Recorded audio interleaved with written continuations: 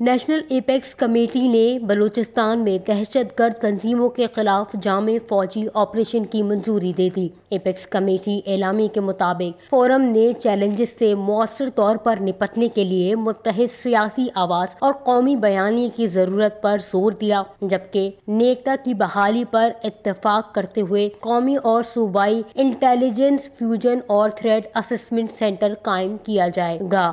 وزیر اعظم شہباز شریف نے national apex committee اجلاس کی صدارت کی۔ وفاقی کابینہ کے ارکان وزرائے اعلیٰ کے علاوہ army chief general Syed Asim Munir نے اجلاس میں شرکت کی۔ اس موقع پر وزیر اعظم شہباز شریف نے اپنے خطاب میں کہا کہ بطور وزیر اعظم ان کے اور بطور army chief general Asim Munir کے پاس سب سے پہلے دہشت گردی کا سر کچلنے کے علاوہ کوئی چوائس نہیں ہے۔ انہوں نے مزید کہا کہ ہر اہم موقع پر اسلام آباد میں دھرنا ہو جاتا ہے، ملک دھرنے کا متحمل نہیں ہو سکتا۔ Army chief general Syed Asim Munir نے کہا کہ پاکستان کی سیکیورٹی میں رکاوٹ بننے والوں کو نتائج بھگتنا ہوں گے، سب کو مل کر دہشت گردی کے ناسور سے لڑنا ہے۔ اعلامیے کے مطابق پاکستان کی انسداد دہشت گردی مہم کو دوبارہ فعال کرنا تھا۔ شرکاء کو سیکیورٹی صورتحال، دہشت گردی، دیگر اہم چیلنجز کے خلاف اقدامات پر بریفنگ دی گئی۔ اجلاس کو ملک میں امن و امان، مذہبی انتہا پسندی سے نپٹنے کی کوششوں، غیر قانونی اسپیکٹرم اور جرائم کے